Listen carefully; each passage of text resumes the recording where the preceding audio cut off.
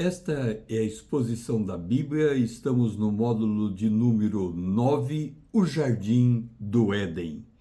Qual foi a avaliação divina a respeito da criação? Nós lemos em Gênesis, no capítulo 1, no versículo de número 31. Viu Deus tudo quanto fizera, e eis que era muito bom. Houve tarde e manhã o sexto dia. Quando nós queremos entender como será a eternidade futura, devemos olhar para esta expressão. Viu Deus tudo quanto fez era muito bom, e isso inclui a criação do homem, a expressa imagem e semelhança de Deus. Portanto, a nossa conformação física na eternidade será a mesma. A obra que Deus começa, ele termina. Ninguém impede o agir de Deus e Deus não muda. Portanto, a declaração que ele faz, tudo é muito bom, é uma declaração definitiva. Ele não se arrepende daquilo que ele propôs executar. Em Malaquias, capítulo 3, versículo 6 diz: porque eu, o Senhor, não mudo. Em Hebreus, capítulo 13, versículo 8, declara: Jesus Cristo ontem, hoje é o mesmo e o será para sempre. No Salmo de número 33, o versículo 11, lemos: o conselho do Senhor dura para sempre. Portanto, aquilo que o Senhor determinou fazer e considerou muito bom, perdurará por toda a eternidade. Em Gênesis, no capítulo 2, versículo 2, nós descobrimos o que Deus fez depois de criar todas as coisas. E havendo Deus terminado o dia sétimo a sua obra que fizera, descansou nesse dia de toda a sua obra que tinha feito. A palavra descansar no hebraico é shavat, significa cessar ou parar. Indica que a obra da criação ficou completa. Nesse ato, Deus reconhece a perfeição de sua obra criada. Isso significa que aquilo que ele criou cumpre integralmente o propósito que ele pretende alcançar. Em Gênesis, capítulo 2, o versículo 3 diz: e abençoou Deus o dia sétimo e o santificou, porque nele descansou de toda a obra como Criador fizera. Deus descansou no sentido da criação. Ele fez, completou, não havia mais nada a acrescentar, então ele cessou completamente a sua atividade de criador. Imediatamente ele inicia a atividade de sustentador daquilo que havia criado. Em Hebreus, no capítulo 1, versículo 3, esse qualificativo do Senhor nos é apresentado. Ele, Jesus, que é o resplendor da glória e a expressa exata do seu ser, ou seja, do ser de Deus, o Pai, sustentando todas as coisas pela palavra do seu poder.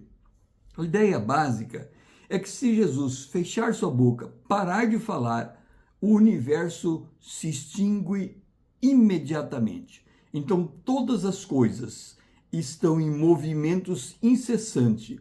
E todas essas coisas assim acontecem porque ele sustenta elas e não as deixa perder a sua dinâmica, as leis que as definem, as lógicas que faz com que elas persistam ao longo do tempo. A ciência, quando examina a criação como objeto de pesquisa, ela está pesquisando estas coisas que estão sustentadas pela palavra do seu poder. É por isso que em João capítulo 5, verso 17 diz: mas ele lhes disse, Jesus disse, meu Pai trabalha até agora e eu trabalho também. Em Salmo 121, verso 3, essa expressão é reforçada. ele não permitirá que teus pés vacilem, não dormitará aquele que te guarda. Ou seja, Deus descansou da obra como Criador, mas ele continua trabalhando agora numa outra obra, a obra como sustentador e governador, e aquele que tem o domínio da coisa que foi criada. Então, o verdadeiro descanso não reside na troca em parar e não fazer nada, no sentido de que depois de você parar com essa obra que você fez, você não fazer nenhuma obra depois. Antes, descansar é encerrar a atividade, cessar a atividade que você está fazendo, mesmo que isso faça com que você comece uma outra atividade. Em Gênesis, versículo 2, verso 15, capítulo 2, o versículo 15, o Senhor demonstra que o ato de trabalhar foi dado ao homem como uma incumbência. Ele diz: tomou, pois, o Senhor Deus ao homem e o colocou no jardim do Éden para o cultivar e o guardar. Cultivar é um ato de trabalho. Guardar é um ato de proteção. Guardar, no hebraico, a palavra é chamar. Deus criou o homem para servir de forma a preservar a ordem e proteger. Quando nós consideramos Gênesis capítulo 1, o versículo 2, a Bíblia diz que a terra estava sem forma e vazia.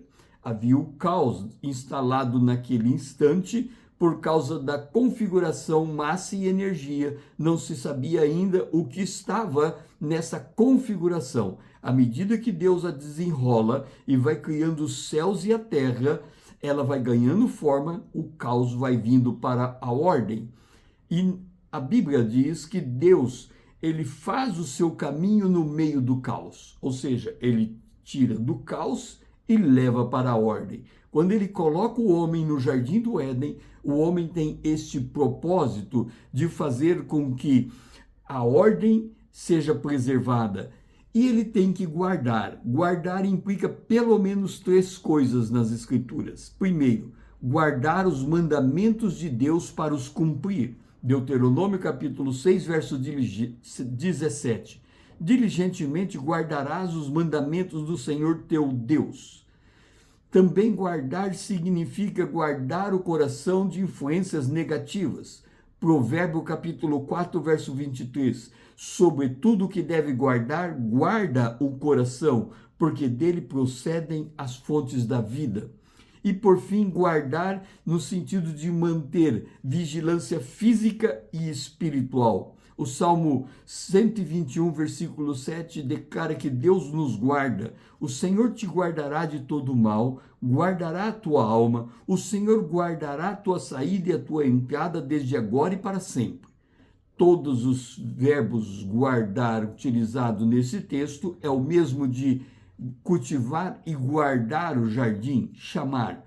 Então, significa guardar os mandamentos de Deus, guardar o coração e guardar o ambiente de influências físicas e espirituais, observando que o inimigo Satanás já havia caído quando o homem fora criado e ele tinha que guardar o jardim de qualquer intruso que pudesse entrar ali e perturbar a ordem por Deus criada.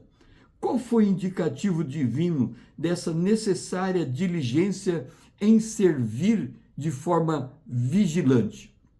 Quando nós lemos Gênesis, capítulo 2, versículo 16, o Senhor dá um limite para o ser humano. Ele diz: e o Senhor Deus lhe deu esta ordem: de toda a árvore do jardim comerá livremente, mas da árvore do conhecimento do bem e do mal não comerás, porque no dia em que dela comeres, certamente morrerás.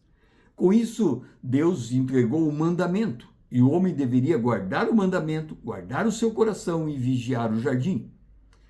3 eram os tipos de árvores que havia no jardim. Nós vemos isso em Gênesis capítulo 2, o versículo 9. Do solo fez o Senhor brotar toda sorte de árvores agradáveis à vista e boa para o alimento, e também a árvore da vida no meio do jardim, e a árvore do conhecimento do bem e do mal. O alimento, antes do dilúvio, era a vegetação. Nós vemos isso em Gênesis capítulo 1, versículo 29. E disse Deus: eis que vos tenho dado todas as ervas que dão semente, e que se acha na superfície de toda a terra, e todas as árvores em que há fruto que se dê semente. Isto vos será por alimento. Então o homem se alimentava de vegetais, menos e de frutos, menos da árvore do conhecimento do bem e do mal que lhe era proibido. Os animais também se alimentavam de vegetais. No verso 30 de Gênesis capítulo 1 nós encontramos: e todos os animais da terra, e a todas as aves dos céus, e a todos os répteis da terra, em que há fôlego de vida, toda erva verde lhe será por mantimento. E assim se fez. Por conta da vegetação e dos frutos serem alimentos do homem, a terra ela recebia um tipo de irrigação especial. Era regada pelo orvalho. Nós encontramos isso em Gênesis, no capítulo 2, o versículo 5. Não havia ainda nenhuma planta no campo, na terra, pois nenhuma erva do campo havia brotado, porque o Senhor não fizera chover sobre a terra. E também não havia homem para lavar o solo, mas uma neblina subia da terra e regava toda a superfície do solo.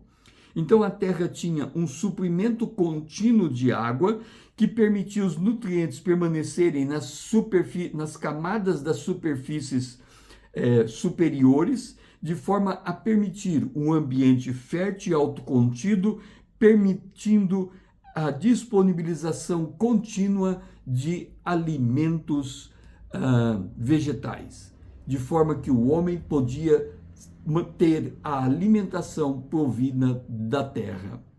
Então, Deus entregou uma ordem ao homem: pode-se comer de tudo, menos de uma árvore, a árvore do fruto do bem, do conhecimento do bem e do mal. Com isso, fica estabelecido ao homem que ele tem a sua missão de servir, tem o senso de liberdade de escolher, mas tem a responsabilidade de obedecer à voz de Deus. Se esse vídeo fez sentido, curta, comente suas impressões, compartilhe para que alguém conheça qual era o propósito do Jardim do Éden. Siga-me para que possamos crescermos juntos na graça e no conhecimento do nosso Deus. O meu lema é: conhecendo a palavra para sermos transformados pelo poder de Deus na imagem de Cristo. Eu sou o pastor César Azevedo. Grato por me seguir, grato por me ouvir e até a próxima.